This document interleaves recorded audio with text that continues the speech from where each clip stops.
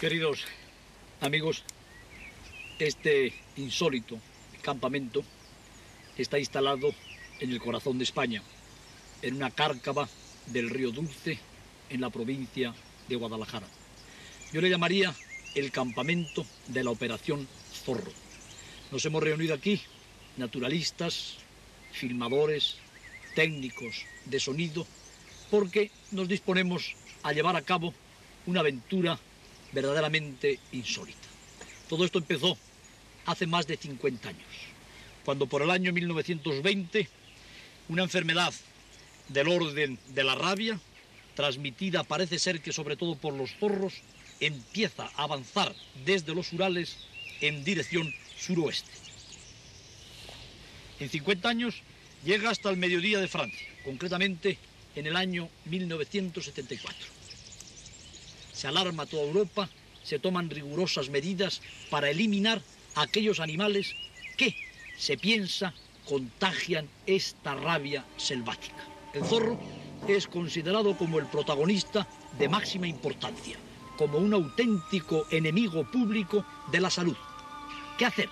Exterminar todos los zorros de Europa ecológicamente sería catastrófico, bajo el punto de vista de la cultura, insoportable.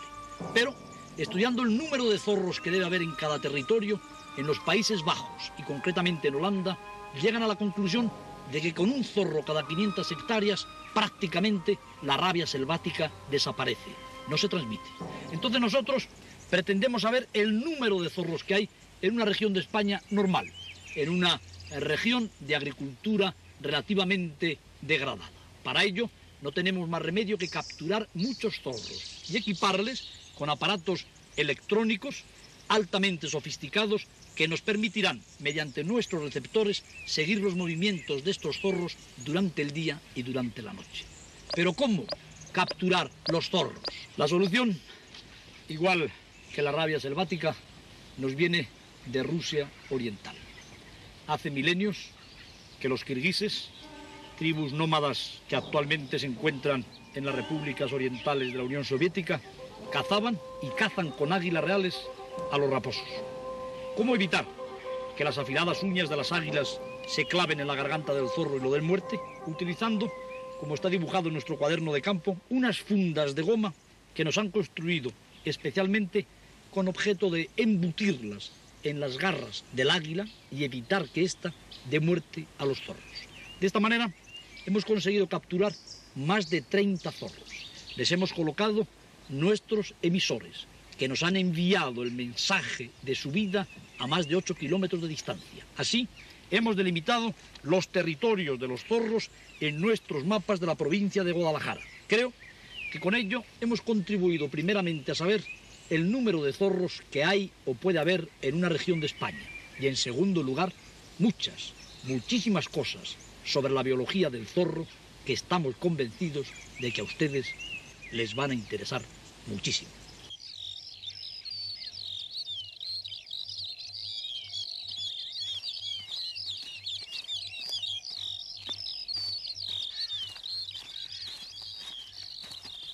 Pero volvamos a las tácticas milenarias de los kirguises y comencemos a trabajar en pleno campo en un día de la temprana primavera.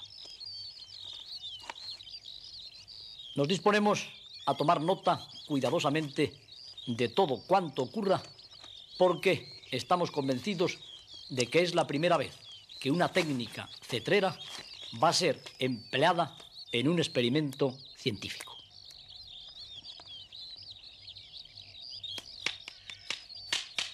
Con la colaboración de Aurelio Pérez y Javier Ceña, disponemos una de nuestras trampas con objeto de dar caza al ave que nos va a permitir llevar a cabo la primera parte de nuestro plan.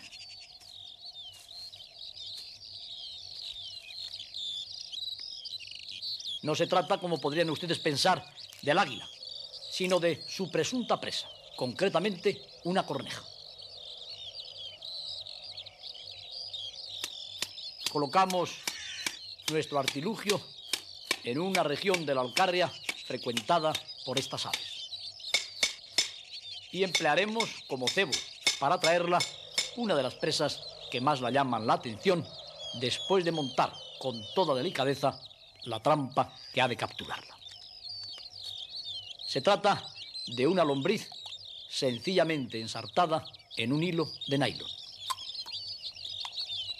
El movimiento de la presa será descubierto por la vista penetrante del córvido.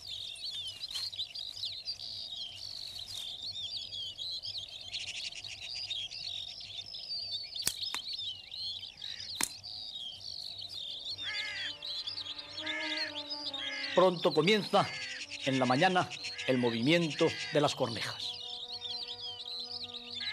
Se posarán en los árboles acostumbrados y descubrirán pronto la lombriz que hará funcionar nuestro artefacto. Son inteligentes y desconfiados todos los córvidos, pero esperamos que nuestro engaño surta efecto.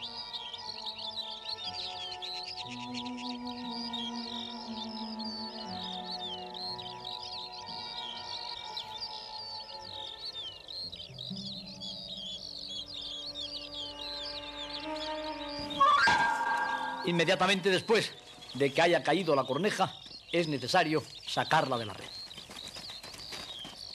Y hay que hacer esta operación con todo detenimiento, con objeto de evitar que las plumas del córvido se deterioren y con objeto de evitar también sustos innecesarios, puesto que hemos de comenzar el amansamiento primero y el adiestramiento de la corneja después.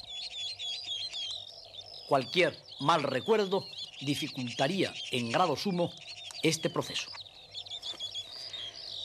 Precisamente para evitar que el sudor de las manos estropee el plumaje de la corneja, la envolvemos en un paño.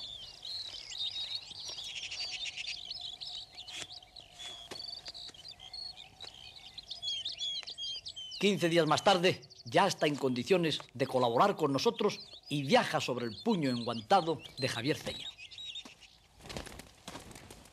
Entre tanto, hemos tendido una invisible red japonesa. Repasamos con todo detenimiento los engarces de la red en los palos de avellano que van a garantizar su perfecto funcionamiento. Aparentemente, no se descubre la red.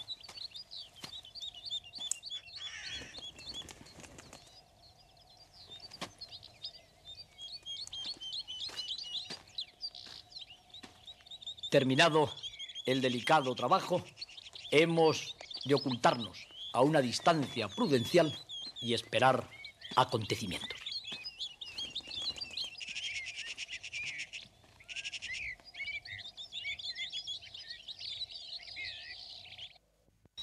Pero, al ocultarnos, además de observar todo cuanto ocurra cómodamente, pretendemos cubrir otro objetivo. La corneja, que se ha hecho ya nuestra amiga, se debatirá constantemente en la dirección de nuestro escondite. Con ello va a llamar la atención del águila real, nuestra presunta presa.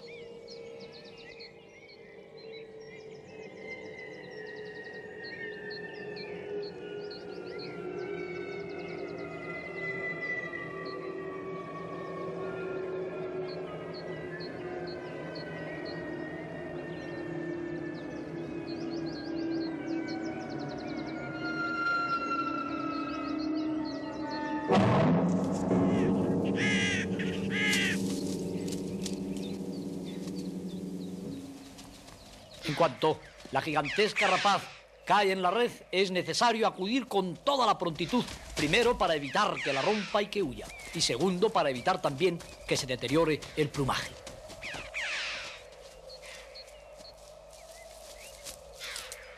Les aseguro, amigos míos, que poner por primera vez sobre el plumaje inmaculado de un águila real las manos es una emoción que no se olvida fácilmente.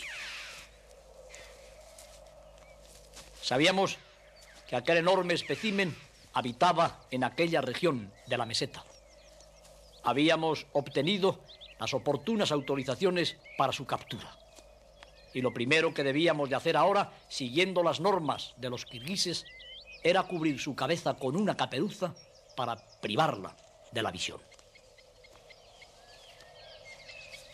Después, con todo cuidado para evitar que las tremendas garras de la rapaz hicieran presa en nuestros brazos, nos disponemos a equiparla. Un par de correas de piel de perro, denominadas pihuelas desde la Edad Media, son fijadas en sus fuertes tarsos. La corneja, entre tanto, nos observa orgullosa de haber cumplido perfectamente su misión. Y también agradecida porque nuestra red evitó que el águila la tocara con sus garras. Un ave de presa, privada momentáneamente de la visión mediante la caperuza, que está hecha a la medida para que no toque sus ojos, se mantiene erguida sobre el puño del halconero. Comprobamos nosotros que es una fuerte hembra, mucho más grande, como en todas las rapaces, que los machos, dotada por consiguiente para capturar zorros. Terminado el emocionante lance, María, que es el nombre que hemos dado a la corneja, se deja acariciar alegremente el pico por su cuidador, Javier, satisfecha de haber sido el protagonista de la jornada.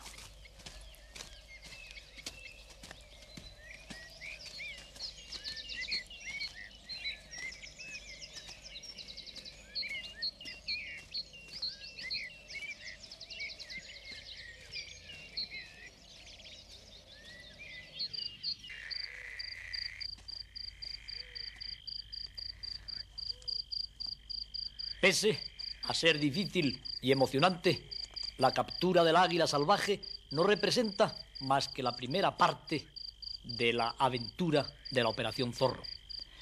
Es necesario proceder después, en compañía ya de las águilas que forman parte de nuestro equipo, al amansamiento del ave con objeto de que pueda trabajar para el hombre.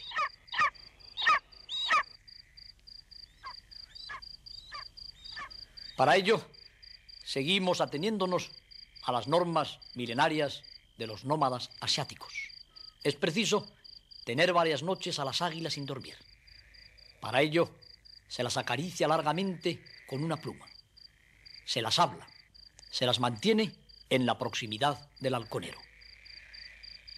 Al mismo tiempo, se va rebajando su dieta alimentaria, con objeto de que sin perder vigor vayan aumentando su apetito. Con la caperuza puesta, se las enseña a comer también en el puño del halconero. Y así, amigos, llega el momento más emocionante, el de quitar la caperuza por primera vez al águila.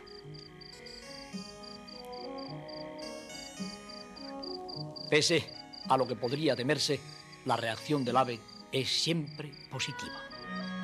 Conocía ya la voz del halconero. Había comido muchas noches en el puño. Y tan pronto como se le ofrece la carne, se pone a comer tranquilamente a pocos centímetros de la mano del hombre que hace solamente 10 días la ha capturado. Vienen después, en la sucesión de los capítulos de la doma, los primeros vuelos a la mano del halconero. Antes, el águila ha aprendido a hacer cortos saltos sujeta por un cordel fuerte que recibe el nombre de fiador. Este es el primer vuelo en libertad.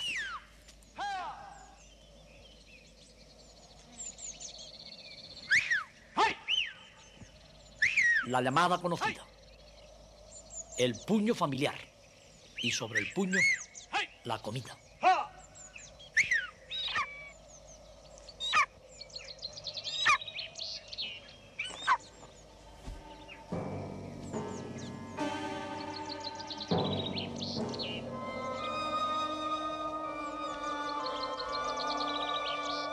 En un vuelo raudo y maravilloso, un ave de presa de más de 5 kilos se posa sobre nuestro puño con la ligereza con que hubiera podido hacerlo una paloma. Cada vez habrá de obedecer más prontamente.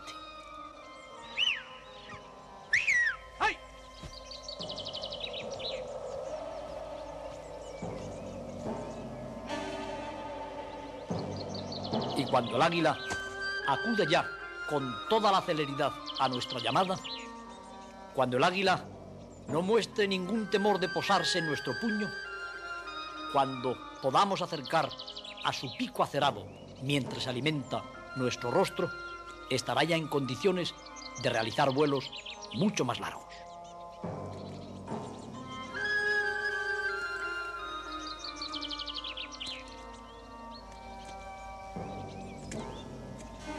Para ello, se sitúa al águila en un pico lejano de la montaña.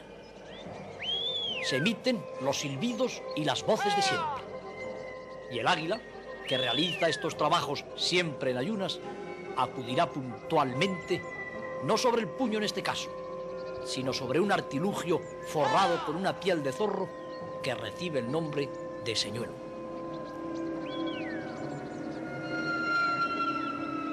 De esta manera, el águila se va preparando para las posteriores capturas.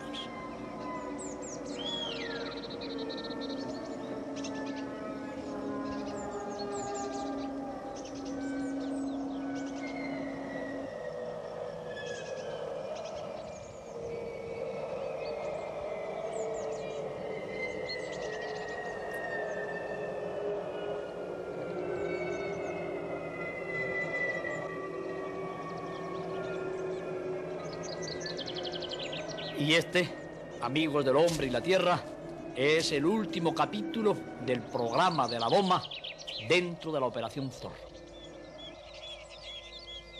Después nos disponemos a emprender las verdaderas cacerías.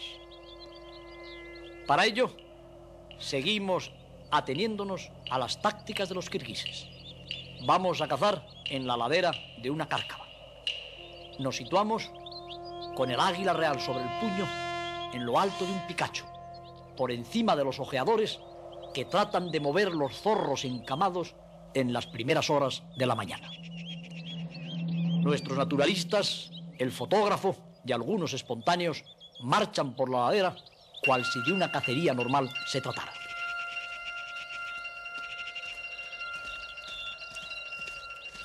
Desde nuestro punto de observación dominamos perfectamente los acontecimientos.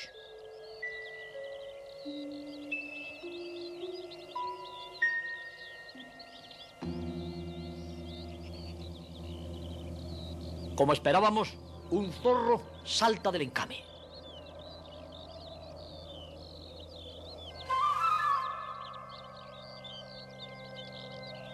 Ahora es preciso quitar la caperuza al águila.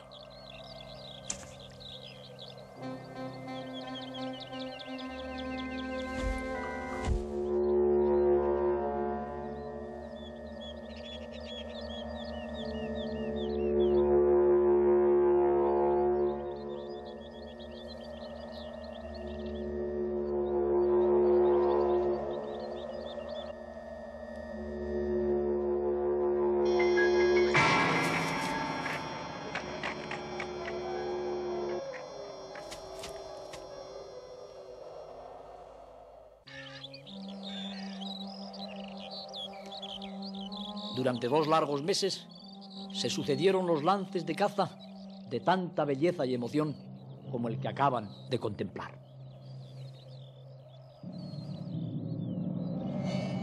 Pretendíamos capturar los zorros únicamente para colocarles nuestros collares transmisores y seguir después sus movimientos en el campo. Para ello, fuimos testigos de algunos de los más asombrosos vuelos de las águilas reales. Pudimos filmar también los precisos ataques de estas fantásticas rapaces.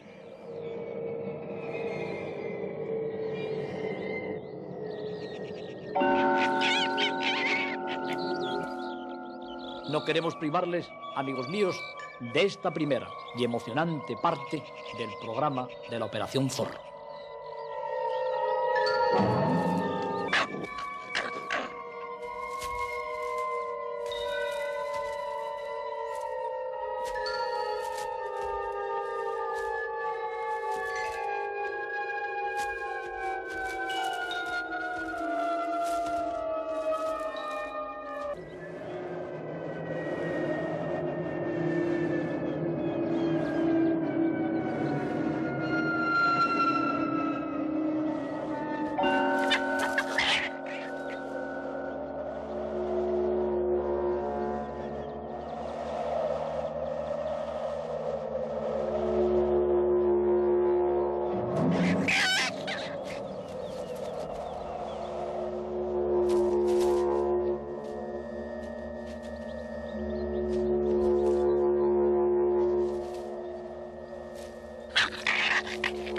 largo de las sucesivas cacerías pudimos comprobar que los zorros nunca llegaban a morder a las águilas.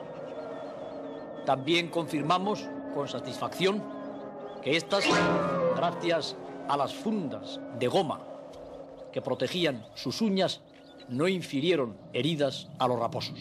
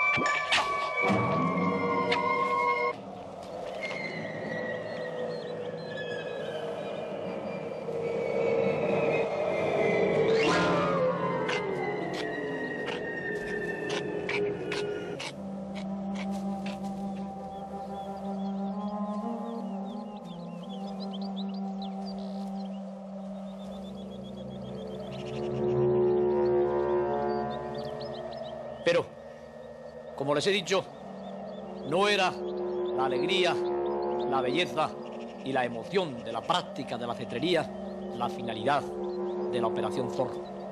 Era el colocar en el cuello de los raposos el transmisor que nos permitiera seguir después sus desplazamientos en la naturaleza. Por eso, nosotros observábamos a nuestras águilas no solamente con el placer con que pudieron hacerlo los antiguos cetreros, sino con el nerviosismo y con la urgencia de saber dónde iba a tener lugar la captura, con objeto de acudir lo antes posible para evitar daños al raposo y presuntos accidentes a la rapaz.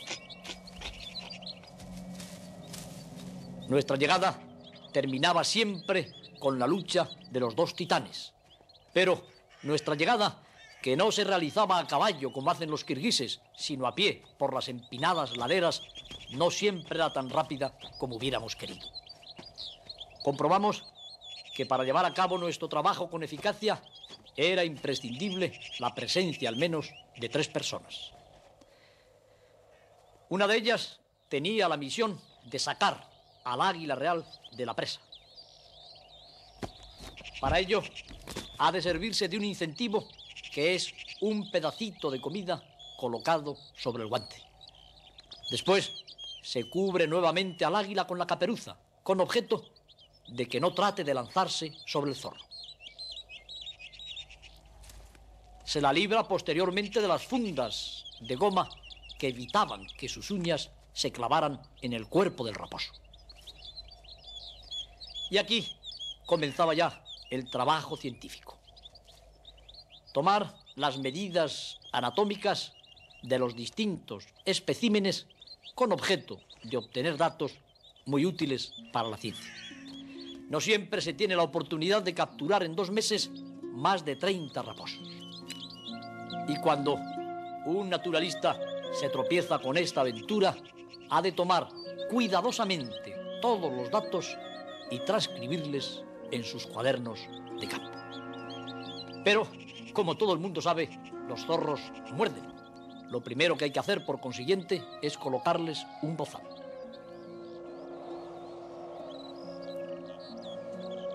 Luego, las meticulosas operaciones de medida. Medida de todas las partes del cuerpo del zorro.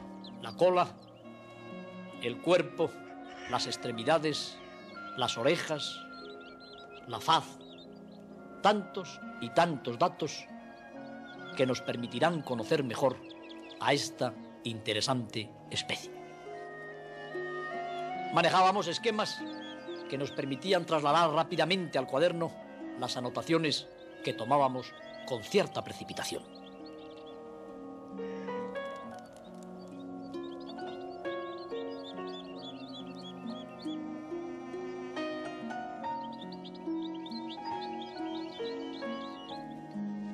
después de realizadas las mediciones, el peso del raposo. Para ello, Aurelio Pérez lo sujeta de la misma forma que se hace en estas tierras con los corderos, por las extremidades.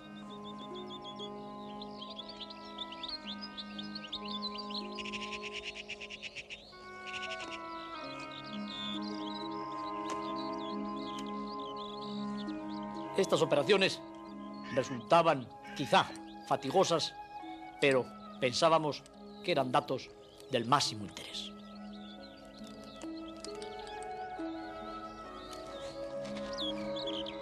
Una media de 7 a 8 kilos fue el peso de los raposos de la provincia de Guadalajara. Algunos grandes machos superaron los 10. Las hembras eran menos pesadas. Reposan las águilas cubiertas con la caperuza, preparándose para el próximo lance.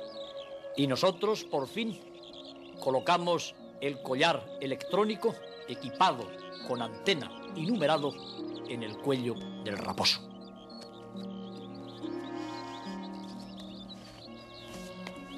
El examen de la dentadura para fijar la edad aproximada de los especímenes capturados y prontamente los zorros son puestos de nuevo en libertad.